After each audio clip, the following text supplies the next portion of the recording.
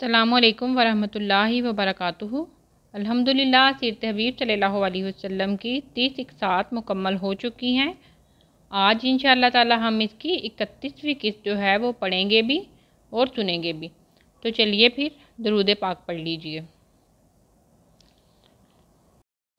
اس واقعے کے بعد ورقہ بن نوفل جلد ہی وفات پا گئے۔ حضور صلی اللہ علیہ وسلم پر سب سے پہلے حضرت خدیجہ رضی اللہ تعالیٰ عنہا ایمان لائیں اور ان کے بعد ورقہ بن نوفل۔ وحی کا رکنا۔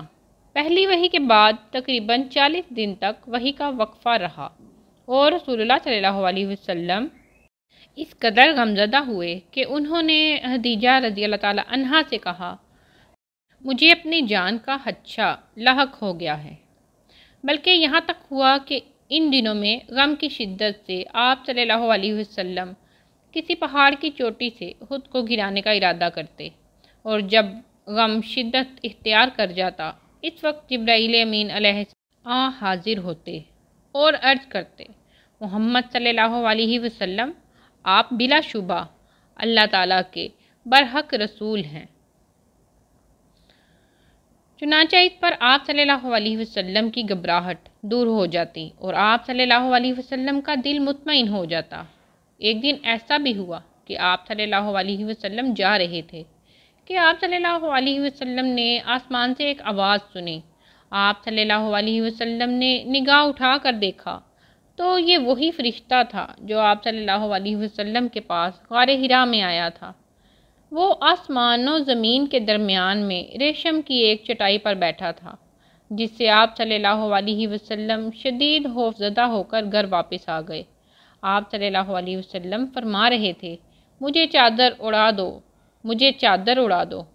اللہ تعالیٰ نے پھر یہ آیات نازل فرمائیں جو کہ دوسری وحی ہے، اور یہ سورہ مدثر کی پہلی 7 آیات ہیں۔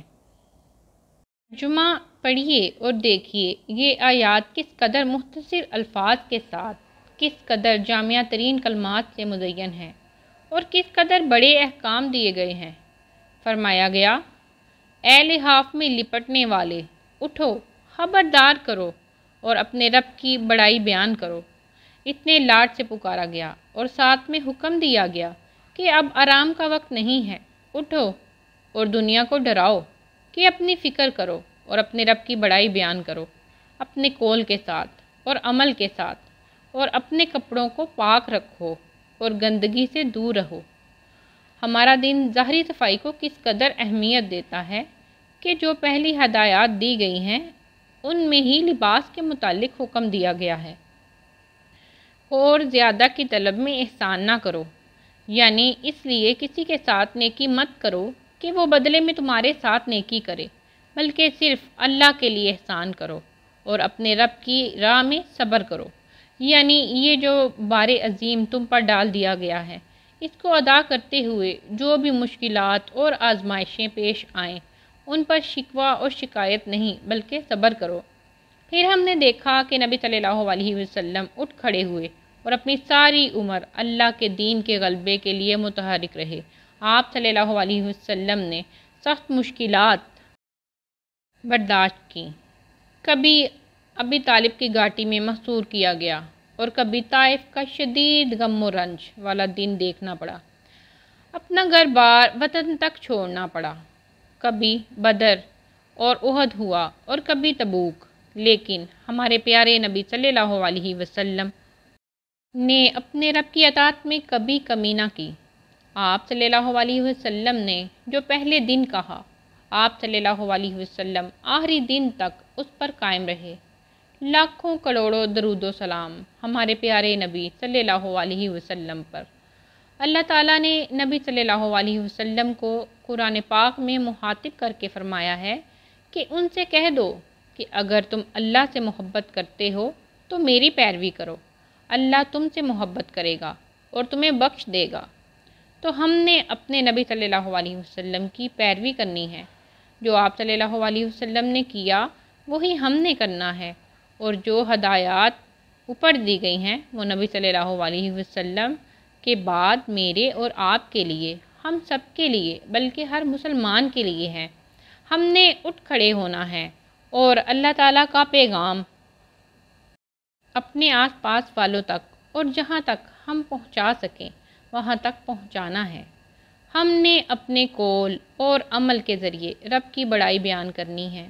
جب سب شیطان کی، نفس کی، معاشرے کی، رسم و رواج کی پیروی کر رہے ہوں، اس وقت ہم نے رب کی اطاعت کر کے اپنے عمل سے اس کی بڑائی بیان کرنی ہے، اور ہم نے اپنے باطن کے ساتھ ساتھ اپنے ظاہر کا بھی خیال رکھنا ہے، تاکہ ہم ایک مسلمان کا بہترین نمونہ بن کر دکھا سکیں۔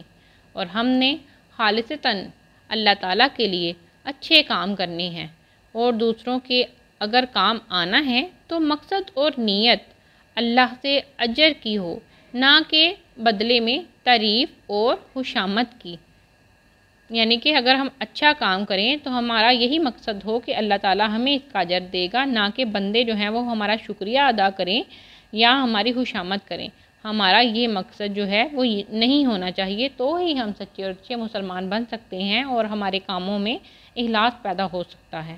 کیونکہ اگر نیت جو ہے، تمام جو بات ہے اس پہ ہے، اعمال کا دار و مدار نیتوں پر ہے۔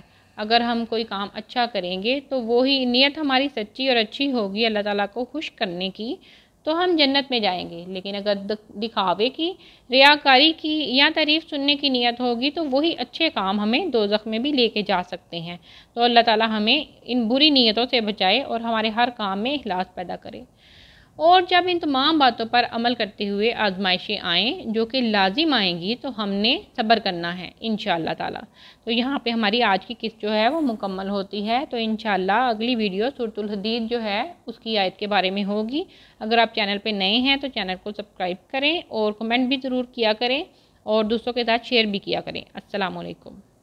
اور کمنٹ کا آپ کو کہنے کا مقصد صرف یہی ہے کہ جو نئے آنے والے ہوں وہ جب اس کو دیکھیں تو ان کو پتہ چلے کہ اس ویڈیو میں کیا ہے، تو اس سے ان کی مدد ہو جائے۔ آنے والے جو لوگ ہیں جب وہ کمنٹس پڑھیں تو وہ بھی اس سے آگاہ ہو جائیں کہ اس میں کیا بیان کیا جا رہا ہے۔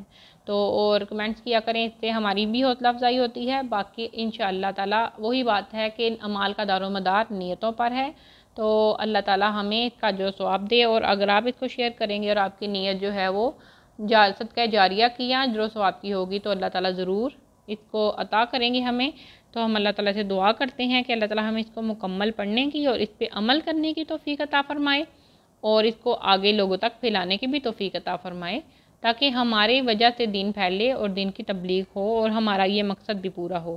تو ٹھیک ہے، پھر درود شریف پڑھ لیجئے، اور نئے ہیں تو چینل کو سبسکرائب کریں اور کمنٹ بھی ضرور کیا کریں۔ تو درود پاک پڑھ کے تو پھر ہم ختم کرتے ہیں۔ السلام علیکم۔